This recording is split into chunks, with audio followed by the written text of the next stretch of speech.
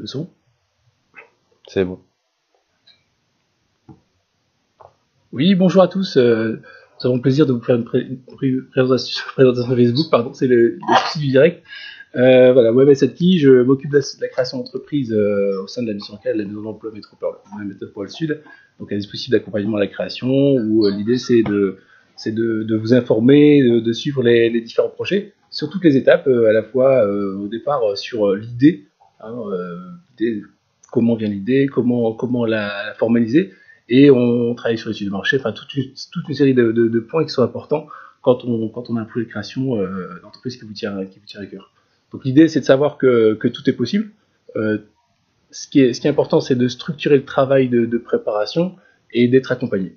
Donc tout projet peut être intéressant. Il n'y a pas forcément à s'empêcher de travailler, à s'empêcher de parler son idée de projet. Le tout, c'est de ne pas faire seul dans son coin et d'aller à la rencontre de structures qui peuvent vous aider dans le parcours. Donc un parcours qui peut paraître compliqué, mais quand c'est organisé, quand on est face au bon interlocuteur, il y a beaucoup de points et de freins qu'on peut lever et qui sait pour vous permettre d'aller plus loin. Alors je suis accompagné aujourd'hui de Rémi. Bonjour à tous. Je vais laisser se présenter. Voilà. Donc moi je m'appelle Rémi Capel, je suis ambassadeur du projet Réalise tes rêves. Donc c'est en relation avec la mission locale et la Cato de Lille. Donc pour ce projet, je vais vous parler moi de la formation au retour à l'emploi durable. Donc c'est un bon projet. C'est un projet qui va mobiliser 400 personnes pour se construire et réveiller ses talents, développer l'estime de soi et la confiance en les autres, définir un projet aussi professionnel, c'est important, et posséder les codes vers l'emploi. Donc pour ce projet, on aura besoin de personnes qui ont de 18 à 25 ans et jusqu'à 30 ans pour les personnes en situation de handicap, et aussi toutes les femmes. Voilà, il permet de se préparer aussi et réveiller ses talents pour un retour à l'emploi durable ou créer son entreprise sur une société durable. Ouais. Merci Rémi. C'est vrai que sur ce projet Réalise tes rêves, oui. le travail de Rémi, qui est ambassadeur, parce que le terme est important. Voilà. Rémi, le travail qu'il aura, c'est d'aller à la rencontre des jeunes, donc à la fois au sein de la mission locale, mais aussi à l'extérieur.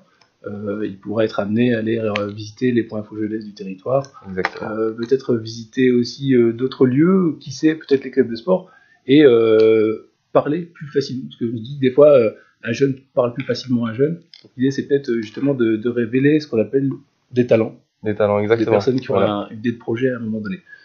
Donc c'est vrai que le lien entre la création d'entreprise, le projet Réalise tes rêves, il est pour nous évident. L'idée, c'est de vous le présenter aussi. C'est que finalement, on parle d'un parcours qui va être jonché d'étapes. On sait très bien que ce soit pour travailler sur un projet de création d'entreprise ou même pour une recherche d'emploi, il y a des démarches à réaliser.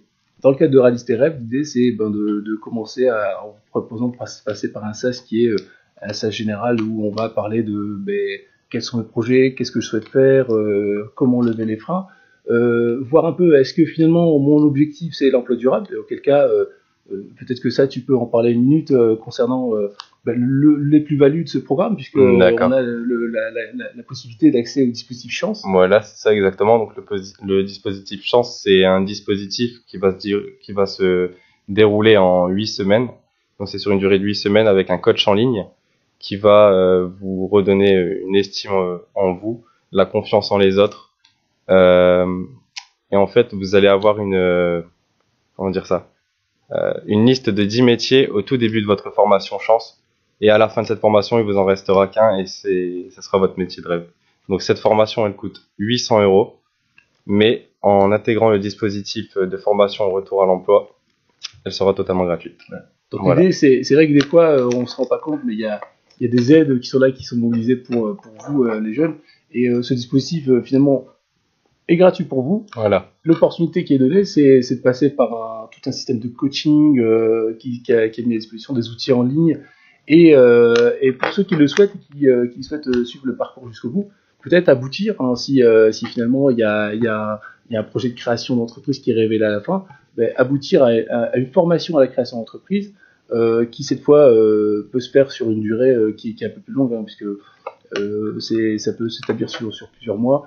Et ça permet à la fois de travailler sur des choses bien précises liées à la création. Donc, c'est vraiment idéal pour une personne qui a une idée, qui n'a pas forcément suivi des études poussées en comptabilité ou en commerce, et qui peut peut-être à un moment donné se dire, bah, tiens, moi je vais me focaliser sur mon projet, et je vais suivre un parcours avec un temps de formation, un temps d'accompagnement vers la création, et qui sait au plus tard créer mon entreprise.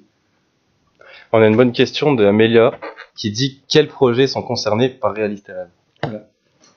Alors justement, concernant les projets, si on parle de création d'entreprise, puisque c'est aussi l'objectif de Réaliste Rêve au final, on part du principe qu'il n'y a pas de projet, il n'y a pas de projet figé. Tout porteur de projet qui a une idée à un moment donné et qui se dit, bah tiens, moi je vais utiliser le système Réaliste Rêve pour créer mon entreprise, peut venir. Là, on est vraiment sur tout type de projet, il n'y a pas de limite. Donc c'est vrai que par rapport à ça, ne vous mettez pas de limite. Laissez-vous justement aller. Il y a peut-être des talents cachés, peut-être des idées. Il y a des personnes qui parfois sont habiles justement dans la conception de certaines choses, la création d'outils de décoration. Qui sait, ça peut être un des projets. Ou alors des fois des projets où on fait il y a des personnes qui sont spécialisées dans tout ce qui est récupération d'objets, qui arrivent à refaire des choses utiles. Pourquoi pas? En fait, l'idée c'est tout projet, création d'entreprise ou création d'activité peut intégrer le dispositif. Voilà. Alors n'hésitez pas à poser des questions, c'est vrai qu'il y a un léger temps différent entre les questions et... Arthur demande si c'est possible de participer à Réaliste Rêve si on a déjà créé une entreprise. Bonne question. Alors le projet, le Réaliste Rêve, c'est beaucoup plus pour des personnes qui sont en début de projet. Alors tout dépend, parce que ça j'aime bien le dire même aux personnes que j'accompagne. Il y a des personnes qui ont inscrit leur entreprise et qui finalement n'en font rien parce que finalement l'étude de marché n'a pas été faite. Il y a des personnes qui créent l'entreprise rapidement sans avoir vraiment étudié le projet. Dans ce cas-là, peut-être qu'il y a possibilité de retravailler le projet grâce à Réaliste Rêve. Mais c'est sûr que si c'est une multinationale qui est déjà installée, la plus-value, on la verra moins. Par contre, pour une personne qui a besoin de retravailler toutes les étapes clés de la préparation de projet, Réaliste Rêve, ça peut être une réponse adaptée. Et qui sera complémentaire, parce que c'est vrai qu'il y a un lien qui est fait aussi avec les dispositifs qu'on organise, qu'on propose habituellement. Le CLAP, Comité local d'aide au projet, c'est un outil d'accompagnement à la création. Et c'est vrai que parmi les personnes qu'on accompagne au CLAP, certaines peuvent être intéressées par les dispositifs Réaliste Rêve en termes d'accompagnement de création, parce que ça peut être un plus, parce qu'on va s'inscrire sur un accompagnement sur une plus longue durée. Ça peut être aussi sur d'autres dispositifs tels que la Fabrique à entreprendre qui a un outil d'accompagnement qui est beaucoup plus focalisé sur 4 quartiers prioritaires de notre territoire qui est Métropole Sud. C'est à partir de quel âge? 18 ans. Et les âges peut-être précisés? Donc c'est de 18 à 25 ans et c'est jusque 30 ans pour les personnes en situation de handicap, mais aussi pour toutes les femmes de tout âge. Voilà. Donc voilà, ça c'est important de présenter. Donc sur le... Ok, c'est bon. Ah oui, on a peut-être d'autres questions qu'on voyait pas. Exactement. Pouvez-nous en dire plus sur le CLAP? Oui, effectivement. Donc là, on était sur Réaliste Rêve, il faut qu'on fasse un focus sur le CLAP, qui est aussi un outil très important. Donc en fait, le CLAP, c'est un outil d'accompagnement de créateurs d'entreprise qui est porté par la mission locale, qui est plus à la destination le plus souvent des jeunes. Et l'accompagnement qui est proposé permet de travailler sur toutes les étapes du parcours création. Et donc en fait, dans l'accompagnement, on va mettre tout ce qui est suivi individuel du projet, mais aussi toute une série d'ateliers qu'on propose. Et ces ateliers, en fait, l'idée c'est qu'elles puissent être mises en place dans le cadre d'un parcours. Et pour les moins de 30 ans, il y a aussi possibilité d'obtenir une aide au démarrage, subvention, qu'on appelle subvention CLAP le plus souvent. Donc il y a un parallèle aussi avec un autre dispositif dont je m'occupe pour la maison d'emploi, qui est la Fabrique à entreprendre. Alors il y a un lien fort puisqu'on est sur les deux thématiques sur l'accompagnement de créateurs d'entreprise. Dans le cadre de la Fabrique, on peut travailler plus en amont avec les porteurs de projets, donc les personnes qui sont juste au stade de l'idée. Cette fois-ci, il n'y a pas de, au niveau des âges, il n'y a aucun souci puisque c'est tout âge, tout public du monde que ce public habite sur une des 4 communes qui sont visées dans le cadre du projet. à savoir Ronchin, Seclin, Los et Wattignies. Voilà, pour vous dire spécifiquement l'action fabrique qui est complémentaire à l'action CAP. On a Geoffrey qui dit est-ce que la création d'un label de musique peut entrer dans le projet? La création d'un label de musique, tout à fait, puisqu'à partir du moment où l'objectif c'est d'en faire une action économique. Hein, puisque de toute façon, tout projet qui a une vocation économique ou pas peut être accompagné dans le cadre de nos dispositifs. On accompagne par exemple des jeunes qui souhaitent mettre en place une action dans leur commune. Donc ça peut être aussi, par exemple une animation, un tournoi sportif, c'est quelque chose qui peut être soutenu.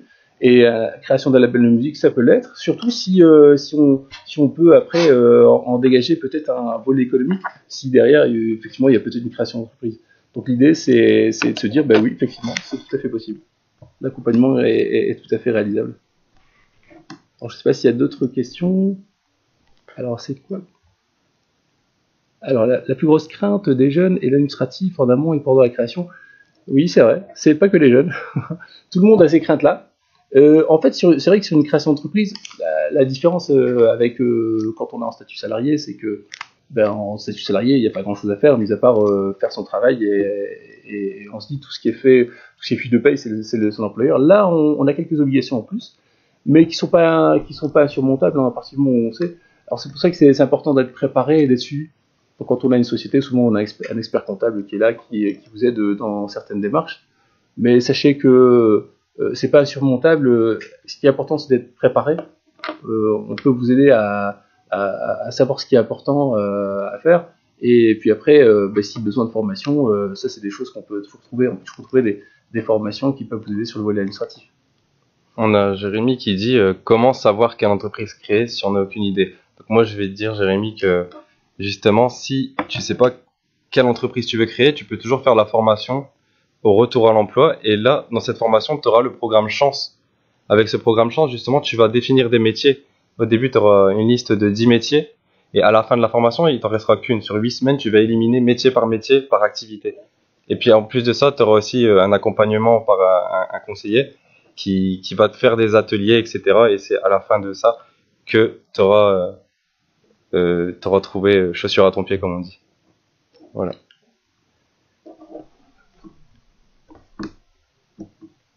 Alors c'est vrai que l'idée dans une création d'entreprise c'est quelque chose qui est pas facile, puisqu'on se dit est-ce que j'ai la bonne idée, est-ce que c'est pas la bonne. Le tout c'est d'étudier la chose. Voilà. On peut très bien avoir une idée qui finalement ne paraît pas intéressante, et en faisant son étude de marché, on arrive à se rendre compte finalement qu'il y a une attente par rapport à ça. En fait ce qu'il faut se dire en tout cas, si en complément à ce que tu disais, oui. c'est que une idée est bonne à partir du moment où il y a un besoin. Voilà. C'est ça. Donc en fait, concrètement, moi dans le cadre de l'accompagnement de la création, ce que je dis souvent, étudier le besoin. S'il y a un besoin, il y a une clientèle potentielle pour ce besoin-là, l'idée peut être intéressante. Donc en fait, c'est ça, c'est le parallèle entre l'idée qu'on peut avoir. Des fois, on peut avoir des idées qui paraissent pas intéressantes et que finalement il y a un besoin pour ces idées-là. Et ce qui est important aussi, c'est pas que de rester au stade de l'idée. Ce qui est important, c'est d'être accompagné, puis d'aller au-delà, formaliser son idée, la confronter à d'autres. Certainement à sa famille, à ses amis, et peut-être à d'autres encore, et à partir de là, mais peut-être qu'on arrive à se dire est-ce que cette idée finalement ça vaut le coup d'investir un peu de temps et se dire je vais plus loin, je fais mon étude de marché et je valide si j'y vais ou pas, sachant que l'étude de marché ça ne veut pas forcément dire je crée derrière. Si mon idée finalement en faisant mon étude de marché me paraît pas si intéressante que ça et peut-être pas prête, une idée qui est finalement peut-être pas assez, il n'y a pas le besoin pour cette idée-là, dans ce cas-là, c'est pas grave. L'idée, c'est, je fais mon étude de marché, à partir de là, je vais étudier les besoins, et peut-être que je vais transformer mon idée, l'adapter à de réels besoins. Alors, il y a, oui, tout à fait, la fabrique à entreprendre sera présente au forum Job de Seclin. C'est prévu de 14h à 17h. Et d'ailleurs, il y a un atelier, alors pour ceux qui le souhaitent, venez nombreux. Il y a un atelier qui est prévu sur la création d'entreprise que je vais animer, et je prévois de faire venir quelques créateurs du territoire. Donc ça peut être l'occasion de les rencontrer. Alors selon vous, quels domaines de métier sont les plus porteurs dans la création d'entreprise ? Ça c'est compliqué de répondre à cette question. Parce qu'en fait, y a beaucoup d'idées qui sont liées à un savoir-faire. On peut pas. C'est compliqué de transférer une idée d'une personne à l'autre, sinon ce serait beaucoup trop facile. L'idée, il y a des métiers sur lesquels il faut avoir une formation précise. Il y a des choses sur lesquelles les gens sont. Je vous dirais que il y a des gens qui s'en sortent très bien en tant que plaquiste enduseur, d'autres qui s'en sortent vraiment très très bien dans d'autres métiers qui sont plus liés à la mode. Donc c'est au-delà de l'idée en elle-même, l'idée c'est de savoir si ce projet-là, si cette idée-là vous convient vraiment. Et ce qui est important, c'est tout le travail qu'on fait en complément. Il y a Caroline qui dit, peut-on créer son entreprise si on est en garantie jeune? Je dirais que ça peut être une sortie positive. Parce que la garantie jeune, toi, tu connais également. J'y ai participé, voilà. Exactement, voilà. C'est un outil formidable qui est mis à disposition des jeunes. Et je dirais qu'il y a des créateurs d'entreprises que j'ai accompagnés, qui sont passés par la garantie jeune. Et c'est vrai que le réel avantage, c'est que pendant la période de garantie jeune, ils ont un temps qui est dédié à la réflexion sur leur projet de vie. Et l'aspect création d'entreprise, c'est quelque chose qui peut être vraiment travaillé en long et en large pendant l'année de garantie jeune.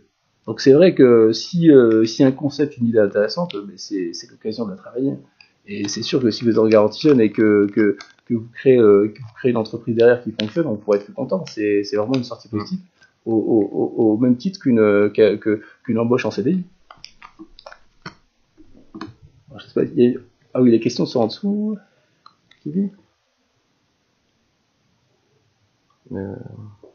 y a-t-il des secteurs pro à éviter Ah, c'est la question de Bernard. Je dirais que je vais avoir du mal à faire une liste de secteurs à éviter, mais c'est sûr qu'il y a des secteurs qui sont un peu en tension par moment.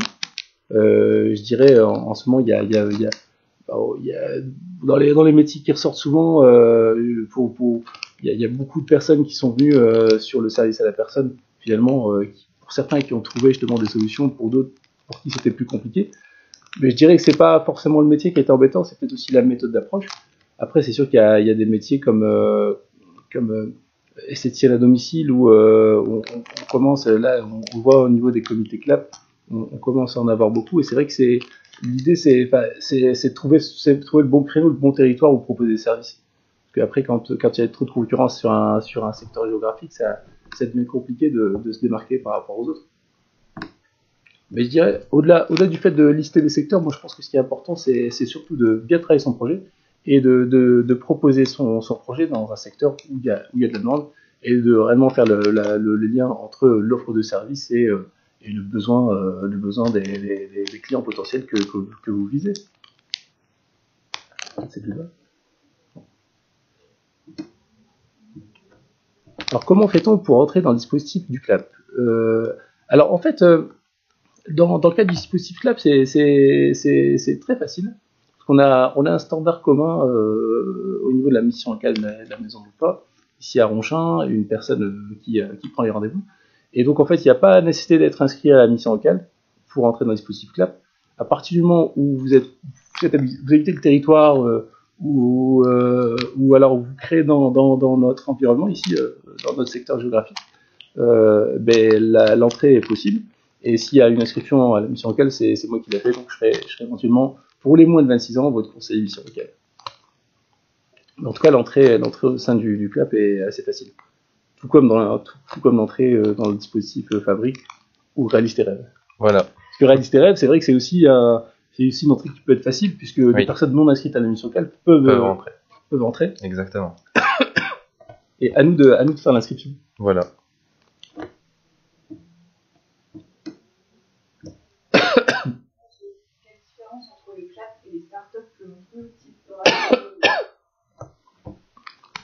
Oui, c'est une bonne question, ça.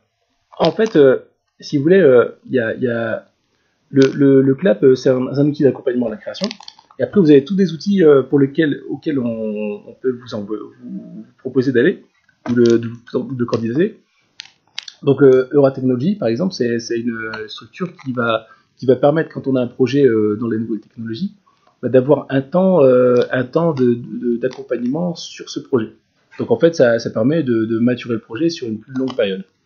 Et bon, Euratechnologie, par exemple, le gros avantage que vous allez trouver pour les projets novateurs, c'est que vous allez être dans un environnement où c'est une sorte d'incubateur, un environnement où il y a beaucoup d'autres entreprises qui sont liées aux nouvelles technologies, avec qui vous pourrez collaborer, discuter, échanger, et justement, ça vous permettra d'avancer plus vite sur certains projets.